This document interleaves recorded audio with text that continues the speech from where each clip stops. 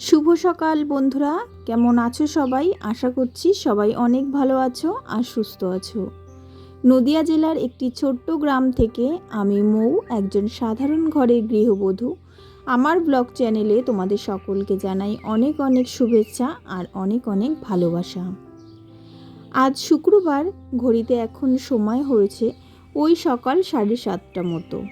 আর এখন থেকেই আমি আমার ব্লগটা শুরু করলাম তোমাদেরকে সাথে নিয়ে।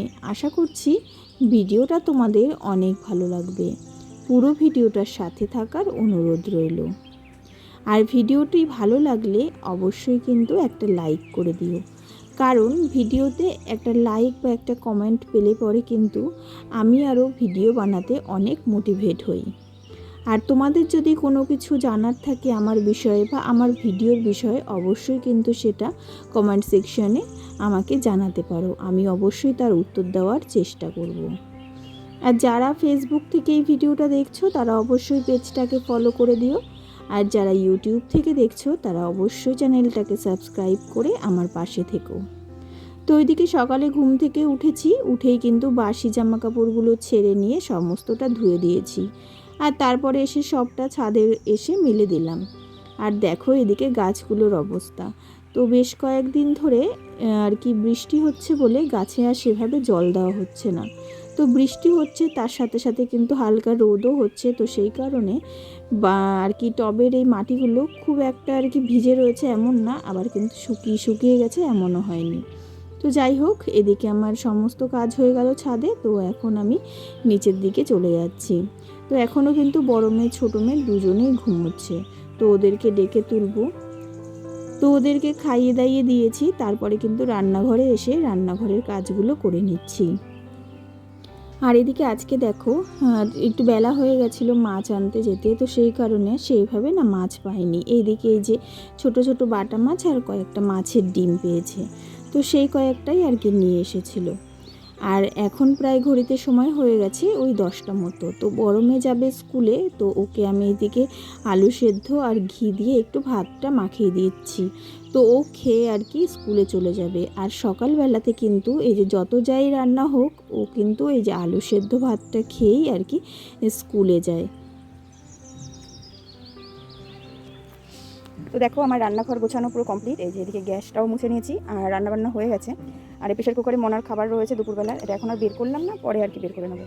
তো চলো দুপুরে আজকে কী কী রান্না হয়েছে তোমাদের সঙ্গে শেয়ার করি। আর এখানে আমি ভাত বেড়ে নিয়েছি, সকালের খাবার এখনও খাওয়া হয়নি, এখন 11:30 বেজে গেছে। তো এখনই খেয়ে নেবো। রান্নাবান্না তো সব কমপ্লিট করা হলো, আর তারপরে সমস্ত কিছু গুছিয়েও নেওয়া হয়েছে। তো দেখো এদিকে হয়েছে এই যে মুখের কচু বা কাটি কচু যা বলো তাই দিয়ে, আর মাছের ডিম রয়েছে, তারপরে বাটা মাছ রয়েছে, এটা দিয়ে একটা তরকারি। আর এখানে মনার জন্য যে আপেল সেদ্ধ করে রাখা আছে, আর এখানে রয়েছে আলু পেঁপে আর কাঁঠালের আটি দিয়ে একটা তরকারি। এখানে আটি সেদ্ধ, কাঁঠালের আটি সেদ্ধ করা আছে, এখানে রয়েছে কলমি শাক, এখানে রয়েছে মাছের ডিম ভাজা, এখানে রয়েছে ভেন্ডি ভাজা, এখানে রয়েছে দুটো ডিম সেদ্ধ, একটা মনার মনিমার, আর এখানে রয়েছে হচ্ছে লেবু কাটা। তো এই হচ্ছে আজকে আমাদের আর কি দুপুরের খাবার। তো আমি একটু তরকারি নিয়ে নিই, এখন এই মাছের তরকারিটা দিয়ে খেয়ে নেবো, আর অন্য কোনো কিচ্ছু নেবো না। তো চলো আবার পরে। কি করছো ওটা? বউ সেজেছ? দেখি বউটা কই। এইটা? আচ্ছা বউটার নাম কি? তোমার নাম কি বলো তো? হ্যাঁ বলো, তোমার নাম কি? বলবা না? দুষ্টুমি করবা?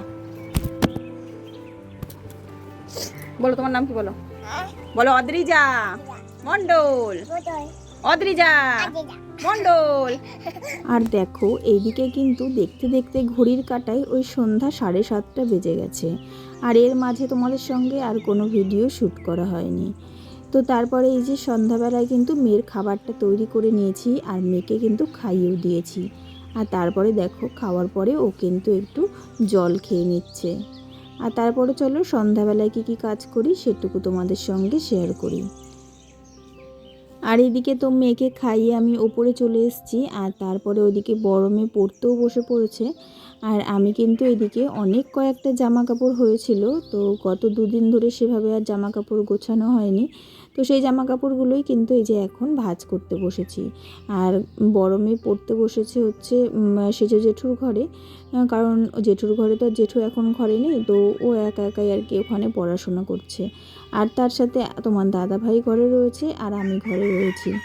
তো ওইদিকে একটু হোম থিয়েটারে গান চালিয়ে দিয়েছে, আর আমরা কিন্তু গান শুনছি আর তার সাথে দুজনে একটু কথাবার্তাও বলছি, আর কিন্তু এদিকে কাজকর্মগুলো করে নিচ্ছি। আর ওইদিকে ছোটো মেয়ে খেয়ে দিয়ে কিন্তু নিচেই আর কি ওর জেঠুর ঘরে বড় জেঠুর কাছে বড় মার কাছে রয়েছে। তো বেশিরভাগ টাইমটা ও কিন্তু আর কি নিচে ওর বড় মার কাছেই থাকে। আর ওপরে আসে যখন ঘুমোয়, আর তাছাড়া ওপরে না সেভাবে থাকতে চায় না, কেননা ওপরে এমনি ঘরগুলো ছোট, তারপরে হচ্ছে খাটের ওপর রেখে দিলে পড়ে যাওয়ার ভয় থাকে, আর তাছাড়া সিঁড়ি দিয়ে নেমে যেতে চায়। তো সেই কারণে না ওকে বেশিরভাগ টাইমটাই আর কি নিচে রেখে দেওয়ারই আর কি চেষ্টা করি। তো দেখো এদিকে ছোট ছোট জামা কাপড়গুলো প্রথমে তো ভাঁজ করে নিয়েছি, আর তারপরে এদিকে আলনাতে যেই সমস্ত জিনিসগুলো রাখবো তো সেইগুলো ভাঁজ করে করে কিন্তু রেখে দিচ্ছি। আর তার সাথে না ছোট আর কি বড় মেয়ের যে স্কুল ড্রেস ছিল সেইগুলোও কেচে দিয়েছিলাম, তো সেইগুলোও কিন্তু ভাঁজ করে রেখে দেবো। তো 2-3 সেট আর কি স্কুল ড্রেস রয়েছে, তো এক সেট আর কি পরে যাচ্ছে আর এক সেট আমি কিন্তু কেচে দিয়েছি। তো যেটা পড়ে যাচ্ছে সেটা আর কাচিনি, তো সেটা রেখে দিচ্ছি যে সামনে আরও একটা দিন আছে, তো ওই একটা দিন আর কি পড়ে যাবে, তারপরে আবার সোমবার থেকে কাঁচা জামা কাপড়টাই পড়ে যাবে। তো যাই হোক ওইদিকে হোম থিয়েটারে আর কি গান বাজছিল, আর এমন একটা গান হচ্ছিল যেটা কিনা আমার খুব পছন্দের একটা গান। তো সেই কারণে আর কি দুজনে মিলে কথা বলছিলাম আর হাসাহাসি করছিলাম। তো এইভাবেই কিন্তু সমস্ত কাজগুলো করে নিচ্ছিলাম। আর কি বলো তো, সংসার জীবনে হোক আর দাম্পত্য জীবনেই হোক, যদি নিজেদেরকে একটু সুখী রাখতে চাই তাহলে কিন্তু নিজেদেরকে সেই রাস্তাটা বের করে নিতে হয়।